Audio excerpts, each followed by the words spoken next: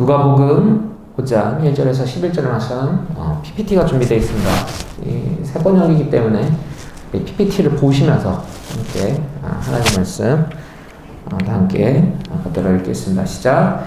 예수께서 게네사렛 호숫가에 서 계셨다. 그때 무리가 예수께 밀려와 하나님의 말씀을 들었다. 예수께서 보시니 배 두 척이 호숫가에 되어 있고 어부들은 배에서 내려서 그물을 씻고 있었다. 예수께서 그 배 가운데 하나인 시몬의 배에 올라서 그에게 배를 물에서 조금 떼어 놓으라고 하신 다음에 배에 앉으시어 무리를 가르치셨다. 예수께서 말씀을 그치시고 시몬에게 말씀하셨다. 깊은 데로 나가 그물을 내려서 고기를 잡아라.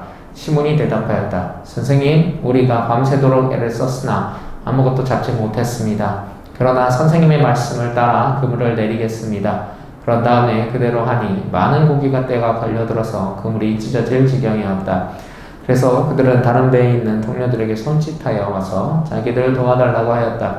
그들이 와서 고기를 두 배에 가득히 채우니 배가 가라앉을 지경이 되었다. 시몬 베드로가 이것을 보고 예수의 무릎 앞에 엎드려서 말하였다. 주님, 나에게서 떠나주십시오.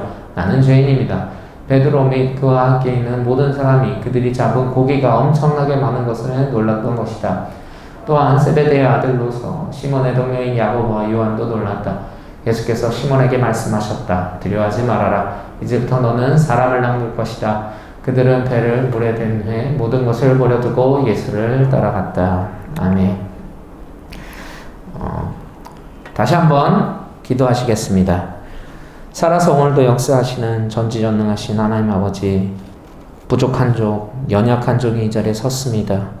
오직 성령 보내주셔서 성령 충만함으로 말씀 전하게 해주시고 말씀을 듣는 모든 청년들 또 성령 보내주셔서 말씀에 아멘으로 화답하고 이 말씀을 듣고 변화되는 귀한 역사 이 시간 사용하여 주시옵소서. 아버지 하나님, 세상이 혼란스럽습니다. 아버지의 말씀 없이는 살 수 없습니다. 이런 가운데 저희들에게 말씀하여 주셔서 이 세상을 변화시키고 이기는 저희 청년들 되도록 이 예배 시간 사용하여 주시옵소서. 그렇게 하신 하나님께 감사와 찬양드리며 살아계신 주 예수 그리스도 이름으로 기도드립니다. 아멘. 오늘은 사명으로 살아라 라는 주제로 하나님 말씀으로 은혜 받기를 원합니다. 말씀이 좀 길었죠. 본문이 그 긴 내용들을 차분히 함께 찾아보면서 읽으시면서 오늘 말씀을 통해서 은혜 받는 시간 갖기를 원합니다. 빨간 글씨만 한번 다시 읽겠습니다. 시작. 예수께서 게네사렛 호숫가에 서 계셨다. 그때 무리가 예수께 밀려와 하나님의 말씀을 들었다. 아멘. 계속해서 말씀드리지만 예수님은 슈퍼스타가 되셨어요. 정말로 많은 사람들에게 인기를 지금 한 몸에 받고 계시고 내가 구세주다 라고 이렇게 이야기를 하셨기 때문에 또 있었지만 아픈 사람을 낫게 하시는 또 귀신 들린 사람들의 귀신을 쫓아내시는 그 모습에 사람들은 열광하기 시작했어요. 그렇기 때문에 예수님의 인기는 여러 스타들을 방불케 했습니다. 제가 자꾸 BTS로 예화를 들었더니 소리사모가 화를 냈습니다. 뭐 그렇게 성경적이지도 않은 팀을 자꾸 소개를 하냐. 그래서 엑소를 갖고 왔습니다. 네, 제가 엑소를 가져온 이유가 있습니다. 제가 중고등부 때는 많이 자랑을 했어요. 중고등부 애들한테 많이 자랑하는데 엑소 멤버 중에 첸이라고 있습니다. 네, 최근에 조금 탈퇴를 시키냐 마냐 팬들에게서 말이 많았는데 그 첸이 시화가 고향인데 제가 근무했던 학원이 음악학원이 시화에 있습니다. 네, 이게 무슨 말이냐? 제 제자라는 얘기죠. 네, 물론 직계는 아니죠. 전 드럼이고 걔는 보컬이었으니까. 네, 하지만 제가 걔를 봤어요. 학원에서. 이렇게 몰려다니는 뭐 그냥 애들 중 하나였어요. 그래서 이곳에 뭐 선한 것이 있겠냐 하고 그냥 관심을 그렇게 썩 두진 않고 인사하면 그래 열심히 해라 그냥 이 정도 사이였는데 걔가 스타가 될 줄 몰랐어요. 제가 우리 청년들에게 최선을 다하는 이유가 있어요. 어떻게 될지 몰라요. 네. 여러분들이 나중에 어떻게 될지 몰라. 그래서 저는 이 일을 계기로 한 가지 결단한 게 있어요. 누구에게나 최선을 다하리라. 어떻게 될지 몰라요. 어쨌든 예수님은 지금 저렇게 막 인기의 절정의 상황에 있었다는 겁니다. 그러니까 사람들이 막 몰려와서 몰려와서 밀려와서 하나님의 말씀을 들었다는 상황 인지를 하시길 바랍니다. 자, 그런데 다음 빨간 글씨 읽을까요? 시작. 예수께서 보시니 배의 두 척이 호숫가에 되어 있고 어부들은 배에서 내려서 그물을 씻고 있었다. 자, 지금 상황이 어떤 상황이냐? 어부들이 바닷가에 나왔어요. 고기를 한 마리도 못 잡고 이 허탈함 가운데 힘든 가운데 일을 정리하고 있습니다. 굳이 표현하자면 약간 이런 모습이죠. 직장에서 엄청 시달리고 실적은 없고 너 사표 막 이런 이야기를 들으면서 지하철 타고 힘겹게 지금 집으로 퇴근하고 있는 모습을 생각하면 좀 비슷할 것 같습니다. 어부들이 고기를 한 마리도 못 잡았다. 심각한 거죠.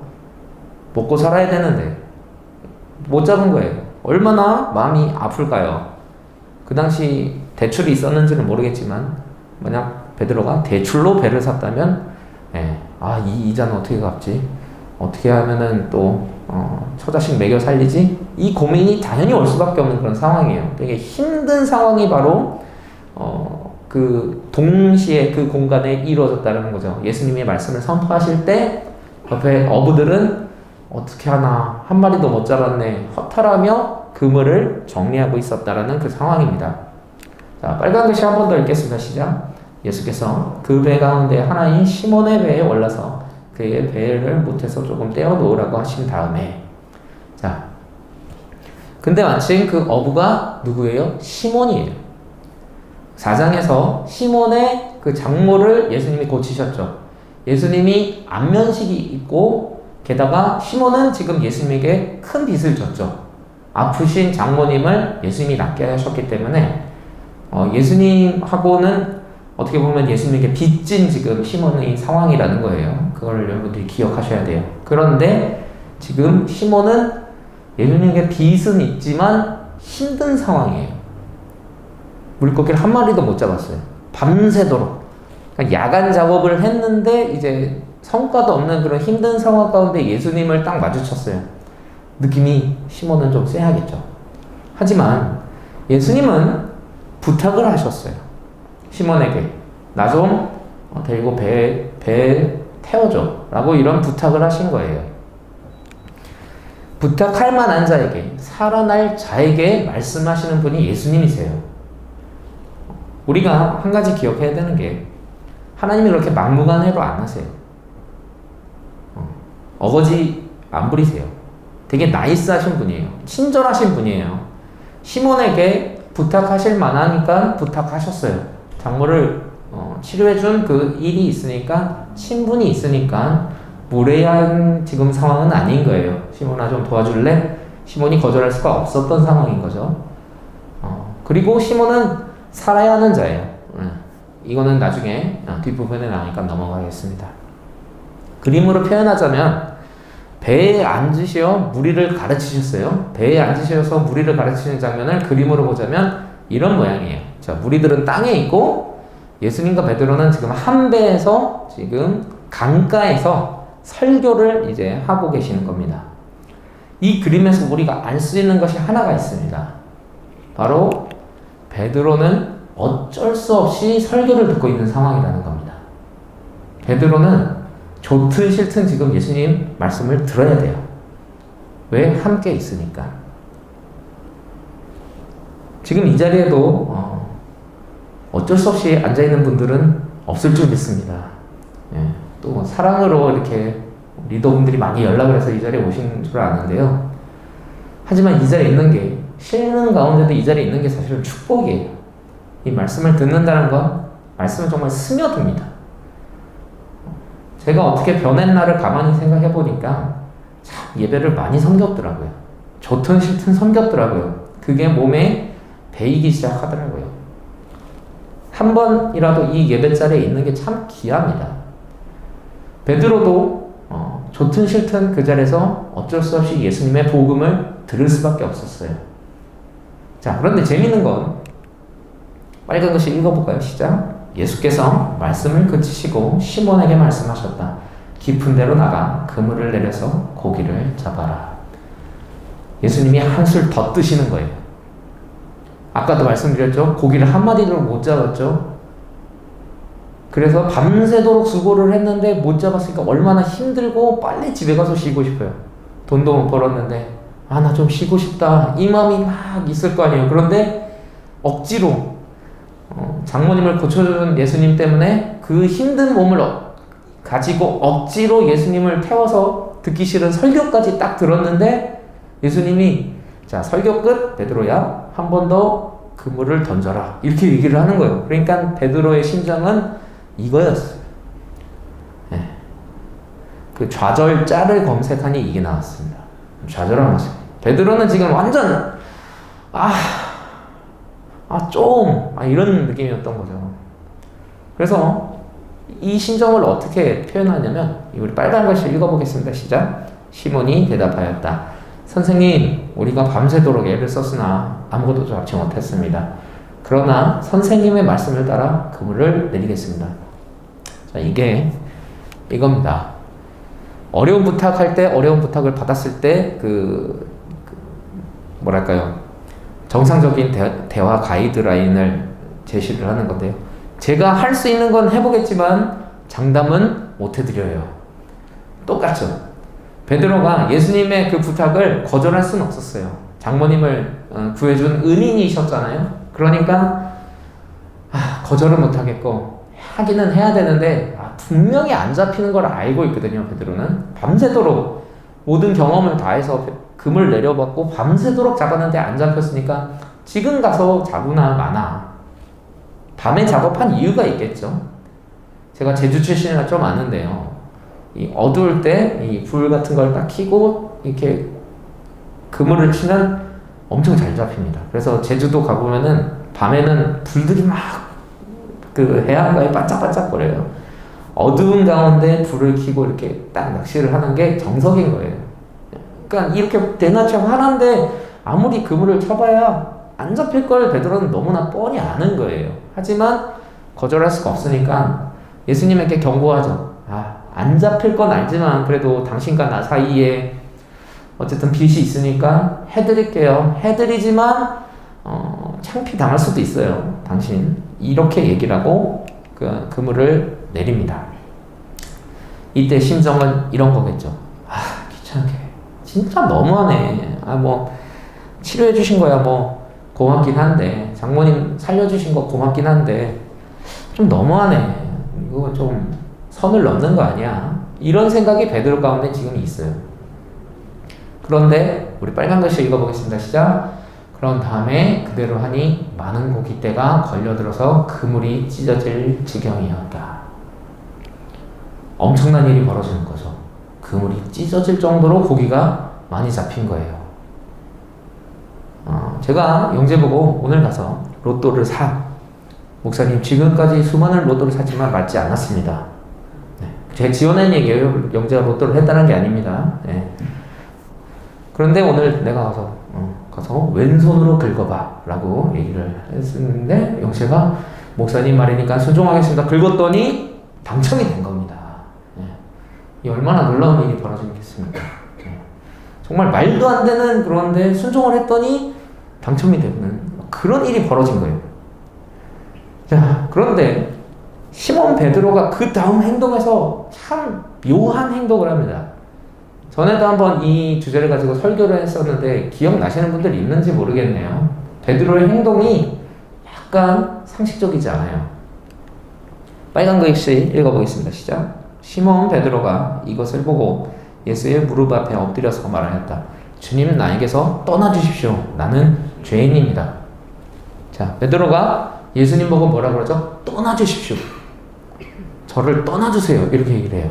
이게 왜 상식적이지가 않냐면 누가복음 4장 42절에 자, 이거는 전체적으로 읽어보겠습니다. 시작. 날이 새니 예수께서 나가셔서 외딴 곳으로 가셨다. 무리가 예수를 찾아다니다가 그에게 와서 자기들에게 떠나가지 못하시게 자기네 곁에 모셔두려고 하였다. 완전히 상반적이죠. 사람들의 병을 안수해서 치료하신 예수님의 모습을 보고 사람들은 예수님을 어떻게든 자기 곁에 붙잡아 두려고 했어요. 제가 영재에게 이번에 로또 긁으면 맞아 해서 영재가 정말 로또에 맞았다면 영재의 다음 행동은 뭘까요? 목사님, 다음번엔 번호가 뭡니까? 예. 목사님, 저와 늘 함께 해주십시오. 이렇게 해야 되는 게 정상 아닌가요? 지금 예수님이 지금 어마어마한 물고기를 잡게 하는 모습에 베드로는 너무 신나서 예수님, 동업합시다.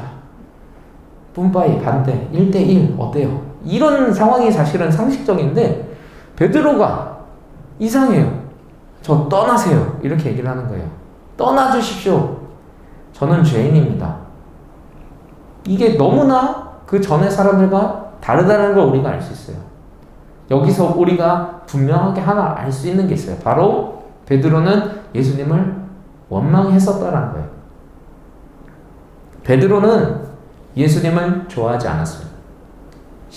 베드로의 장모님을 치료해줬음에도 불구하고 베드로는 예수님을 좋아했을까요? 안 했을까요? 안 했다는 걸 우리가 알 수 있어요. 왜 베드로가 그렇게 얘기를 했는지 생각해 보십시오. 베드로가 원하는 한 가지가 있었어요. 물고기 많이 잡는 거. 시몬이 그 장모님이 고쳐주심을 받았음에도 불구하고 예수님을 쫓지 않는 데 이유가 있었어요. 베드로는 그것보다도 생계가 더 중요했다는 사람이에요. 이 마음이 있었던 거예요. 당신 정말 대단해. 장모님까지 치료하는 거, 많은 사람들 안수해서 치료해주는 거 정말 대단해. 그렇지만 당신이 신이라면 병 고치는 게 아니라 물고기 좀 많이 잡게 해봐. 제 아내는 이 말씀을 묵상하면서 이런 이야기를 하더라고요. 분명히 그때 베드로는 많은 날을 물고기를 잡지 못하지 않았을까? 병이 치유됐음에도 불구하고 계속 생계에 문제가 생기니까 이 마음이 기쁘지 않는 거예요. 그렇게 원하던 장모님이 병에서 치유를 받았음에도 불구하고 마음이 기쁘지 않는 거예요. 우리도 하나님 믿고 이렇게 교회를 다니지만 경제적인 문제 맞닥뜨리면 마음이 힘들어요. 하나님 저를 구원해 주셔서 감사한데 좀 경제적인 문제 좀 어떻게 저 먹고 살아야 되잖아요. 살려주셨으면 책임지셔야죠. 이런 마음들이 우리 가운데 있다라는 거예요. 당장 내게 필요한 건 지금 물고기 많이 잡히는 건데 그거 낫게 할 수 있지. 사람들이 참 간사합니다. 예수님께서 병 치유하시고 죽은 사람 살리시는 것보다도 오병이어 기적에는 사람들이 더 열광해요. 사실 하루 먹는 거 이거 해결 받았는데 그거에 사람들이 더 열광한단 말입니다. 진짜 중요한 걸 자꾸 놓치는 게 우리들이에요. 우리들의 연약함이에요. 그런데 그런 마음을 품고 있던 베드로, 좀 신이라면 먹는 문제도 좀 해결해보지. 사람 치유할 게 아니라 이런 생각을 막 갖고 있었는데 예수님이 어떻게 했죠? 진짜 물고기도 잡아버리신 거예요.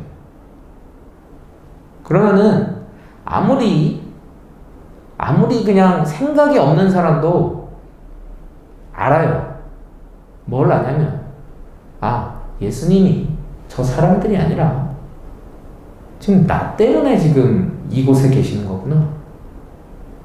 나를 지금 컬링하고 계시는 거구나. 이걸 아는 거예요. 장모님을 치료해 줬음에도 불구하고 내가 이 치료하는 걸 예수님 아시는구나. 내 마음 가운데 당신 신이면 물고기나 잡아봐. 이 말하는 걸 이 사람 들었구나. 베드로는 두려움이 엄습할 수밖에 없었어요. 그래서 나에게서 떠나주십시오. 난 죄인입니다. 감히 동업합시다. 예수님 바로 이거죠. 제가 원했던 게 이거예요. 이런 이야기조차 할 수가 없었던 거예요.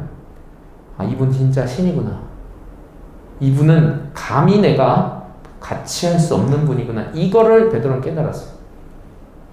자, 그런데 예수님께서 뭐라고 하시죠? 빨간 글씨 읽어보겠습니다. 시작. 예수께서 시몬에게 말씀하셨다. 두려워하지 말아라. 이제부터 너는 사람을 낚는 어부가 될 것이다. 여러분, 이 질문에 너무나 많은 게 담겨 있어요. 이 대답에, 예수님의 대답에는 너무나 많은 게 담겨 있어요. 우리는 이런 질문을 하지 않나요? 나는 왜 물고기를 잡고 싶어? 베드로의 질문이겠죠. 나는 왜 이렇게 인생을 열심히 사나? 의미와 가치 있는 삶이 뭘까?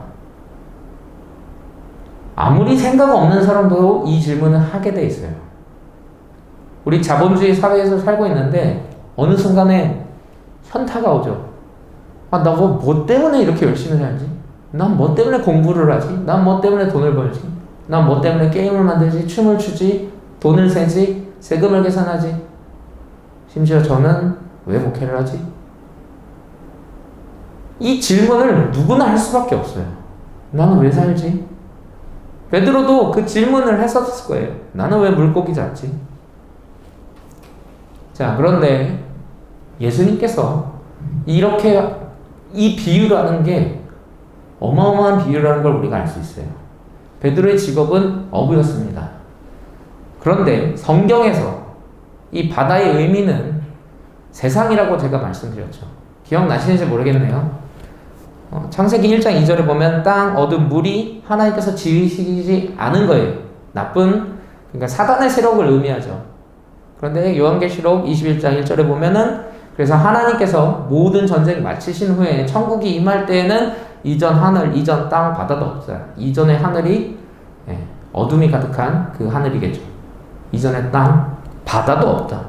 결국 이 바다가 의미하는 것은 성경에서 의미하는 것은 세상이에요. 악이에요. 그 악한 가운데 누가 있다? 사람이 있다라는 거예요. 사람이 지금 악한 가운데 들어가 있다는 거예요. 그런데 그럼 그 바다에 빠진 사람을 건지면 그 사람은 어떻게 되나요? 산다라는 거예요. 물고기는 건지면 죽어요. 그렇지만 바다에 빠진 사람을 건지면 살아요. 아까 보여줬던 그 질문들 기억하시죠? 나는 왜 물고기를 잡지? 인생에 가치 있는 게 뭐지? 나는 왜 이렇게 열심히 살아야 되지? 이거에 대한 질문에 대답이 예수님 말씀 가운데 있었던 거죠. 그러니까 그 대답을 들은 그 모든 어부들이 어떻게 됐죠? 우리 빨간 글씨 읽어보겠습니다. 시작. 그들은 배를 물에 댄 뒤에 모든 것을 버려두고 예수를 따라갔다. 대답을 들은 거예요. 그들이 인생의 그 질문에 대답을 그 순간 듣게 된 거예요. 너가 물고기를 잡아야 되는 이유가 이거야. 너가 열심히 살아야 되는 이유가 이거야. 생존이 아니야. 하나님의 놀라운 계획이 있어. 사람을 살리게 될 거야. 오늘 주제가 사명으로 살자예요. 사명에 대해서 깊이 좀 다루려고 합니다. 사람을 낚는 어부가 될 거라는 말에는 많은 게 담겨 있어요. 우리가 저 모든 것을 버리고 갔다라는 말에, 아, 그렇지. 내가 좋아하는 춤 버리고, 음악 버리고, 직업 버리고, 목사님처럼 목회해야지. 이게 아니라는 거예요.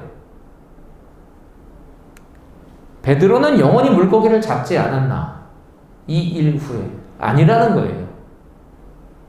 이 마태복음 17장 27절에 보면 예수님이 베드로야, 그 성전세를 내야 되는 상황에 가서 물고기 잡아와. 이렇게 얘기를 해요. 그리고 예수님 돌아가신 후에 베드로가 다시 어부로 돌아갔다라는 그 대목을 우리가 성경을 통해서 알 수가 있는데요. 종종 제자들의 먹을 것과 예수님을 서포트하기 위해 베드로는 어부 일을 계속 했다라는 거예요. 그물과 배를 버려둔다는 것이 직장을 때려치는 게 아니에요. 예수님을 쫓는다고 해서 우리의 죄는, 우리의 좋아하는 것들, 이런 걸 버리라는 게 아니라는 거예요. 하나님이 원하시는 삶은 바로 사명으로 살라는 겁니다. 지금 하고 있는 일을 내려놓으라는 게 아니에요. 그만두라는 게 아니에요. 사명으로 살라는 거예요. 사명이 뭐죠? 우리 로마서 8장 5절에서 6절 말씀 함께 읽겠습니다. 시작. 육신을 따라 사는 사람은 육신에 속한 것을 생각하나 성령을 따라 사는 사람은 성령에 속한 것을 생각합니다. 육신에 속한 생각은 죽음입니다. 그러나 성령에 속한 생각은 생명과 평화입니다. 아멘. 사명은 바로 생명과 평화예요. 사람을 살리는 게 생명과 평화입니다.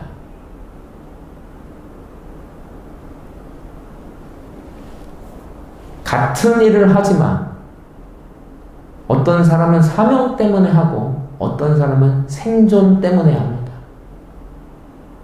먹고 사는 문제, 즐기기 위한 문제, 그냥 연명하기 위해서 살아요. 하지만 사명을 하는 사람은 같은 일을 해도 의미가 달라요. 이유가 있어요. 여러분, 사명은 바로 사람 낚는 어부예요.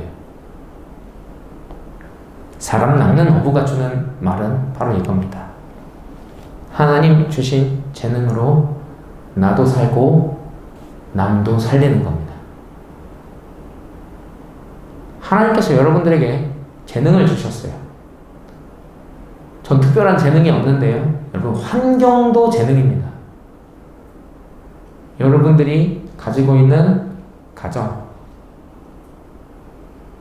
여러분들이 살고 있는 이 한국, 우리 한국말 쓰잖아요. 한국 문화 가운데 살잖아요. 이것도 사실 재능이에요. 이게 무슨 재능이에요? 이렇게 얘기하시겠지만 지금 한국말 배우고 싶은 사람이 얼마나 많은지 아세요? 전 세계에. 우리 베트남 선교 간 사람들은 알아요. 베트남에서 한국말 할 줄 아는 건 정말 우리나라에서 영어 하는 것 같은, 우리나라에서 정말 어떤 새로운 그런 언어를 하는 것 같은 그런 능력을 갖고 있더라고요. 오히려 배우고 싶어 해요. 우리들과 대화를 하면서 한국말 배우고 싶어 하고 한국 최고다 이런 얘기를 해요. 우리가 살고 있는 환경마저도 사실은 재능이에요. 부모님도 만난 그 가정 재능이에요. 이건 재능이라고 할 수 없어요. 목사님 너무 오히려 이거는 제 발목을 잡는 거예요. 아니에요. 여러분, 하나님 실수가 없으시잖아요. 여러분들이 그런 가족을 만난 건 분명히 이유가 있더라고요. 그 가족을 통해 하나님 역사하시더라고요. 그 가족의 정말 그 아픔을 통해서도 하나님 역사하시더라고요. 재능이에요. 하나님의 눈으로 보면 불평할 게 없어요. 모든 게 다 재능이에요. 기회예요. 사명이에요.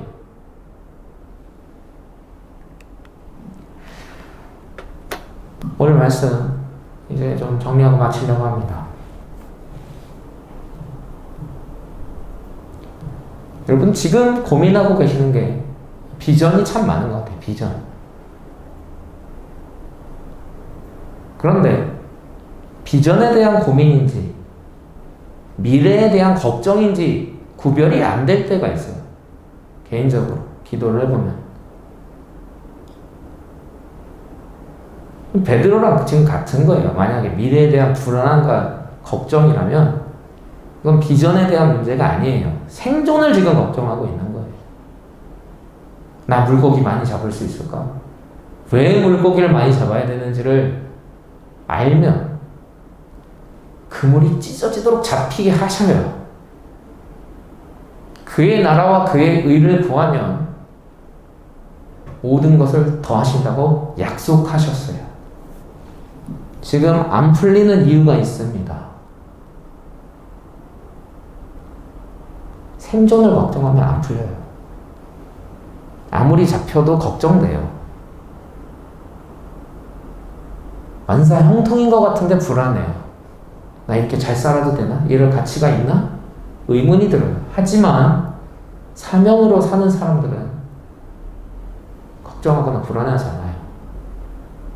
오히려 어떻게 하면 하나님의 나라를 확장할까? 하나님 주신 재능으로 다른 사람을 살릴까에 집중하기 시작하면 아무리 힘들어도 사명으로 살게 돼 있어요. 하나님이 주신 재능으로 살게 돼 있어요. 여러분, 부탁드립니다. 생존을 위해 기도하지 마십시오. 사명을 위해 기도하십시오. 하나님 부르면 내일이라도 당장 가는 게 우리 삶입니다. 얼마나 살지 여러분 아세요? 모르잖아요. 그럼 걱정하지 마시고 지금 있는 삶에서 하나님이 과연 만족하고 계실까를 고민하셔야죠. 지금 내 모습을 지금 하나님이 보고 좋아하시나? 싫어하시나? 그걸 염려하고 걱정하고 기도하십시오. 물고기 낚는 사람 되지 마세요. 사람을 구하십시오. 지금 세상이란 바다 가운데, 악이라는 바다 가운데 허우적거리고 있는 사람을 건져내시는 그런 하나님이 원하시는 사람 낚는 어부 되시는 저와 여러분 되기를 주님의 이름으로 축원드립니다.